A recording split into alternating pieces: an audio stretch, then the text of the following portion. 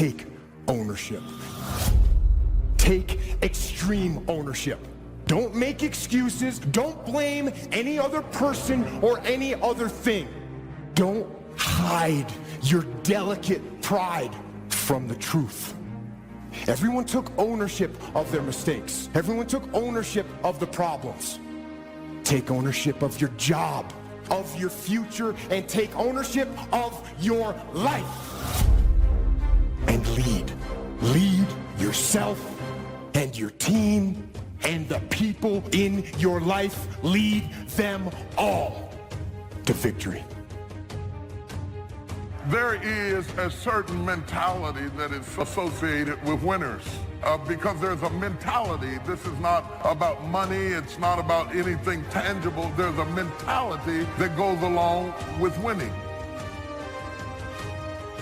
Trying to learn early the consequences of errors in judgment, poor behavior, and then try to learn from others that have gone down a disastrous road, and sure enough, they suffered the consequences, and you say, wow, then I'm going to change direction because I don't want those consequences.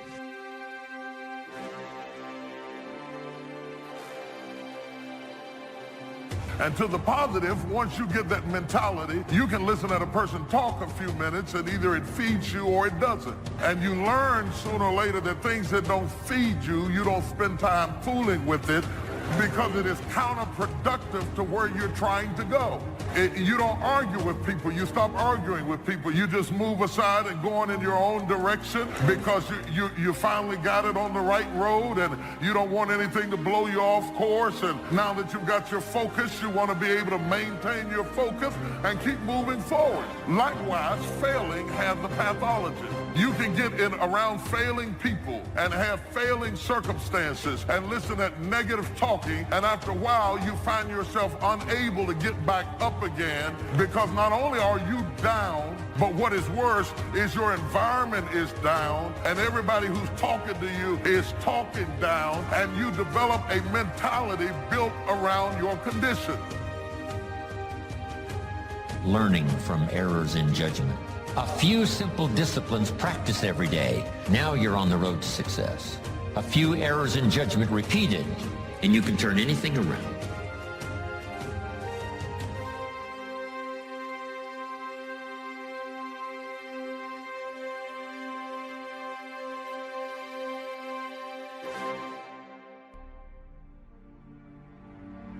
How you gonna show power if you're not up under attack? How you gonna show resistance if something's not trying to pull you over? Resist, resist. Stop being neutral and stop being indifferent. Resist. Take a stand and resist.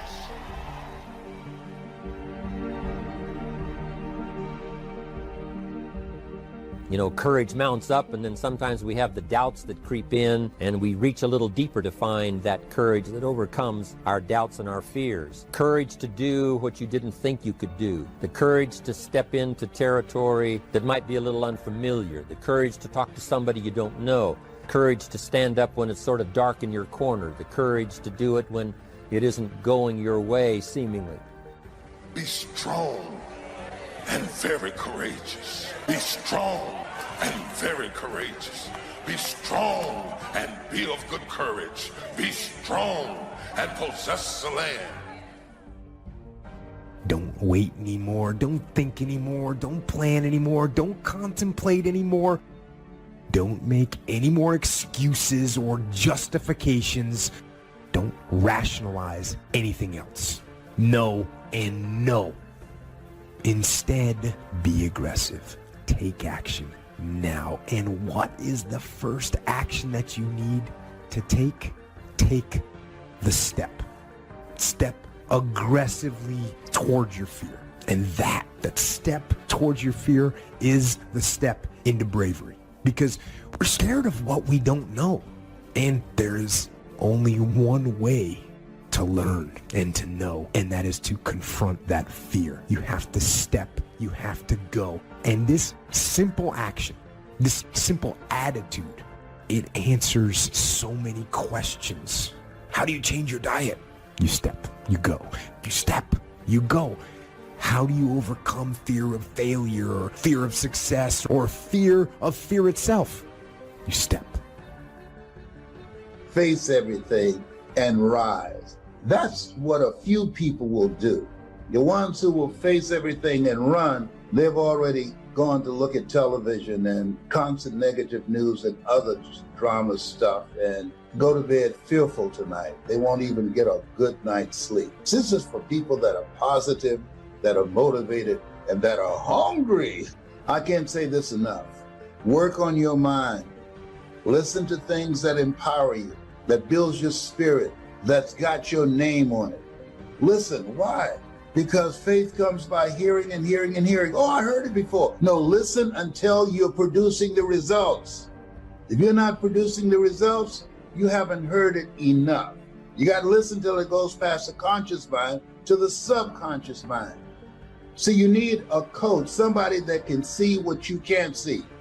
We all have doubts that attack us. We all have small fears that creep in. That is the nature of life. But that's what faith is all about. That's what courage is all about, to serve us when our doubts will not serve us well. Faith to overcome fear and courage to overcome our doubts. That, of course, is the very essence of life itself, because we all have this warfare going on. In our own body, the warfare between health and illness, the struggle is on. The struggle between light and darkness, the struggle between good and evil. We must drive the dark side of our nature into a small corner and let the positive side flourish. So self-control is certainly necessary to be a strong leader, so that you can become the best example of choosing wise words and not being careless, that kind of control. You work on your mindset. You read 30 to 40 pages of something positive every day. You can't help but change. I'm an assassin. I'll kill every negative, mediocre cell in your body. You were born for greatness, not to be a victim. No, life happens to everybody, everybody, and no one escapes it. It's called unavoidable suffering. Life is difficult, so work on your mind. I work on my mind every day. Every day I work on it. There's a calling on your life, and you're greater than your circumstances. You're greater than anything that has ever happened to you. Indecision is the thief of opportunity. If you don't decide what you're going to do today, the day could get away and you're not very effective. Don't start the day until you have it finished. Is it possible to finish the day before you start it? And the answer is yes. If you don't finish it, the day escapes. And in the morning you say, let's see, what should I do now? In the afternoon you say, hey, time's getting away from me, what should I do now? And now most of the day is lost. Most of the day escapes not being utilized simply because you didn't make those decisions early, at the early part of the day. The decisions we make in the early part of our life sometimes last for a lifetime. If you neglect them and don't make them, sure enough, the time passes. And the opportunity sometimes is diminished, and sometimes you spend a lot of time now catching up simply because you didn't make those early decisions. So it's the decision.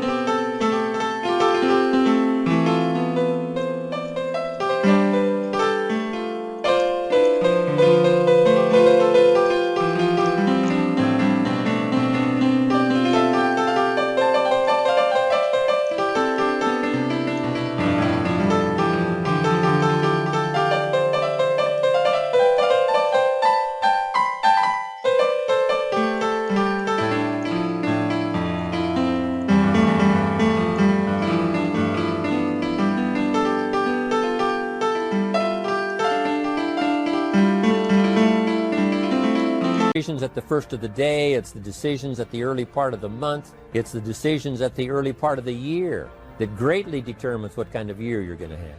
The decisions you make at the first chance you see opportunity, those decisions. Then we need decisions to correct poor decisions, to overcome our mistakes. It's possible, of course, for all of us to make unwise decisions. At the end of a few years we say, that decision cost me too much, cost me a lot of time, cost me a lot of money. But as long as you're alive, there's still a chance to use new decision power to correct the mistakes of decisions that were bad in the past. All of us have the opportunity to do that, but I think Napoleon was right here too. You got to be definite in making decisions so that the opportunity doesn't pass you by. Take advantage. The people that do that, the people that go against the grain, the people who ignore the naysayers, the haters, the people turn a deaf ear to people telling them what they can't do. Do what you can do. Give it everything that you have. What are you hungry for?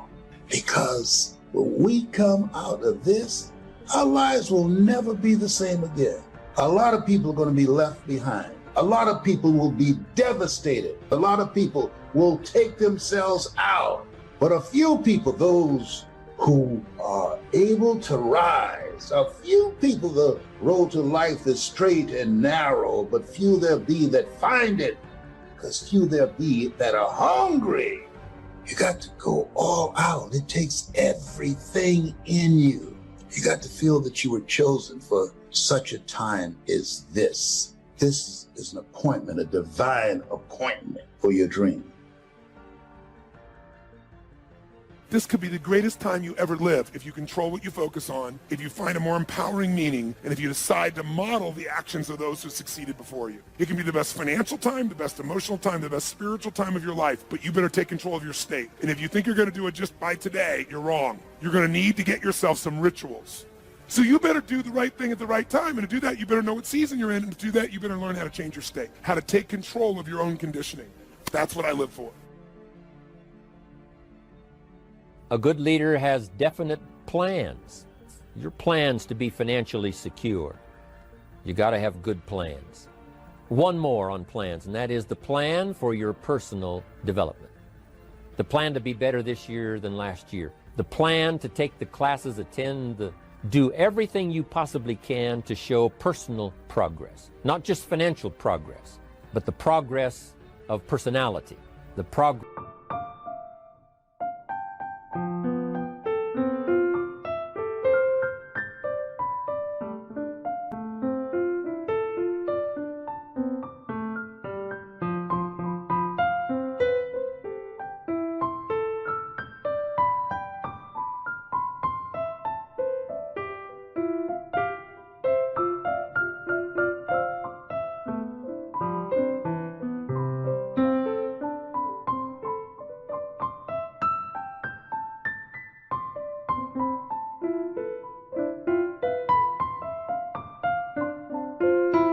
Of communication skills, the progress in how to deal with people. You need those kind of plans. A plan for personal growth, personal development, a plan to be all that you can possibly be. Got to have good plans. A good leader has the habit of doing more than what he gets paid for. What an incredible philosophy this is. It's what we call the service that you put out like seeds in the ground that doesn't bring the harvest immediately, but the harvest is yet to come. There's no secret to success. There's a system to success. The system works if you work it. If you don't work it, it won't work. But it works if you work it. And that's one four-letter word that most people don't like, that most people won't participate in their own rescue. And there are people who will be presented with an opportunity, who know that they could be laid off at any moment, who know that them keeping their job has nothing to do with how good they are. And yet and still, they'll go to work and have knots in their stomachs, hoping when they open up an email that they have not been told this is your last day. They'll go to work hoping there's not a security guard standing by their desk with a box and say, empty your things in here and take them to the front door and escort them to the parking lot. They go in there hoping it doesn't happen. Why? Because they don't want to do the work. It's an aversion to most people's spirit.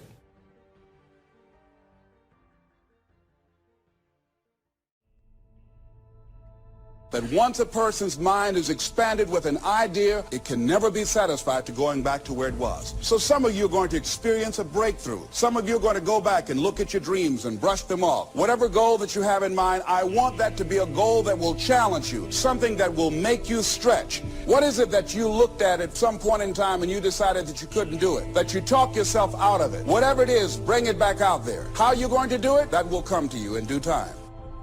You've got to begin to take a look at your life and look at where are you right now? What are your strengths? What are your weaknesses? What gives your life a sense of fulfillment, a sense of joy? What is it that you could love doing 7 days a week? See, you don't get in life what you want, ladies and gentlemen. You get in life what you are, not what you want. You see, the good news is that we can always become more by working to develop ourselves. Think about that.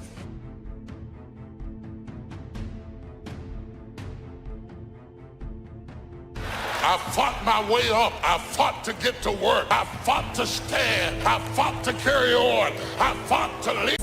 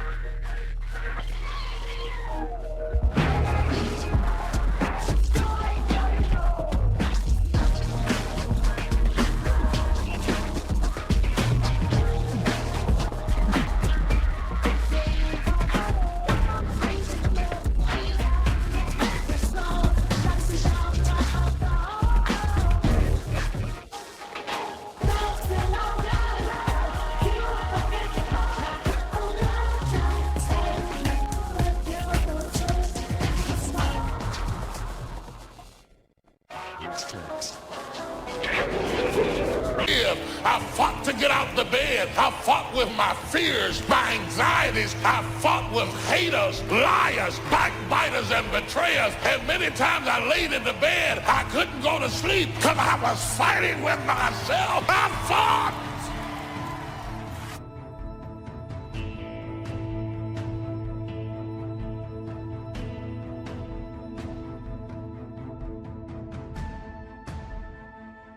Some people get it the first time they hear it. And then some folk got to go home and chew on it and think about it and turn it over in their minds. And sometimes it takes a year, 5 years, 8 years. You can't be impatient with the seed coming up because every seed does not come up at the same time.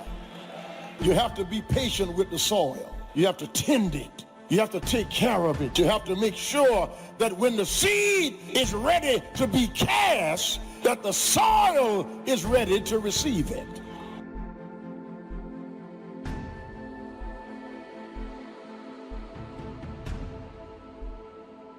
I ask you to start that same journey. Let your new skills, new disciplines affect all of the rest.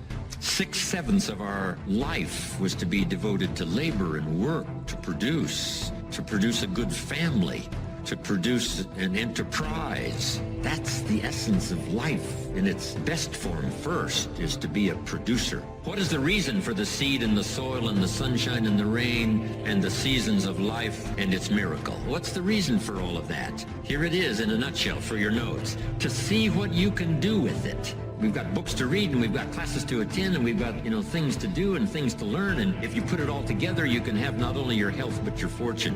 Why not see what you can do with what you've been handed? As basic as seed and soil and sunshine and rain. Only God can create the sunshine, the rain, the seasons, the miracle of life. But here's what humans can do. Recreate those components into a harvest by planting the seed, reaping the rewards in the harvest. We call that recreation. To take your hours and your energy and your life and a bit of skill and actually recreate a career, a future, possibilities, fortune, recreate. I mean, really, how many years ago did you come up with what you could and couldn't do in your life? How many years ago? Most people, if they really look at how they're living their life today, it's based on a set of standards, a set of beliefs that they made choices about 10, 20, 30 or more years ago. I mean, very often we made decisions in our youth or very young about what to believe, about what we were capable of, about who we are as a person, and that becomes the glass ceiling.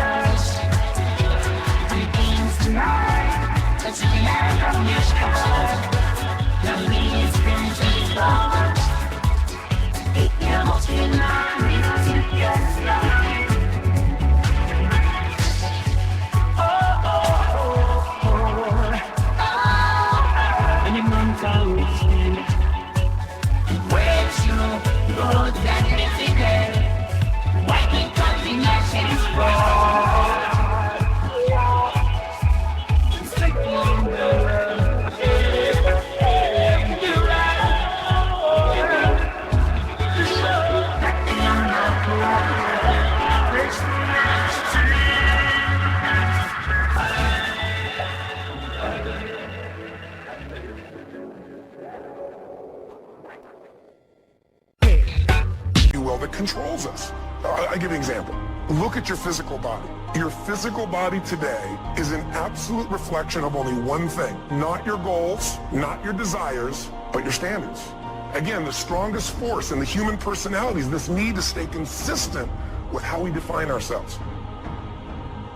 So when you begin to say, what is it that I want to leave? What contribution that I want to begin to make? What difference do I want to make in life?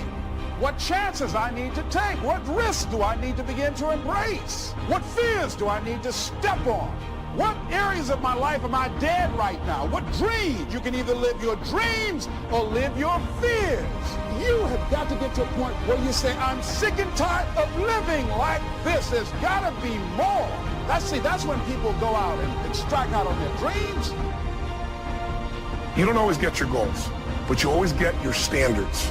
Everybody in life gets their musts. They don't get their shoulds. Most people have a list of shoulds, don't they? Don't you have a list of the shoulds, things you should do, you should follow through on? I should get into the office earlier. I should be, more confident. Whatever your should list is, when you decide something is a must for you, an absolute must, when you cut off any possible, you say, I'm going to find the way or I'm going to make the way. Once you see that you're suffering either early consequences or severe consequences, all you have to do now is shut down that route, pick another destination and start going that way with some easy disciplines that day by day gather momentum, and now one success leads to another, leads to another. All disciplines affect each other. What's interesting about success is starting a new discipline, a couple of new disciplines, and sure enough, once you've gained just a little bit of success in a couple of new disciplines, it'll inspire you to clean up the rest. Each lack of discipline affects the rest.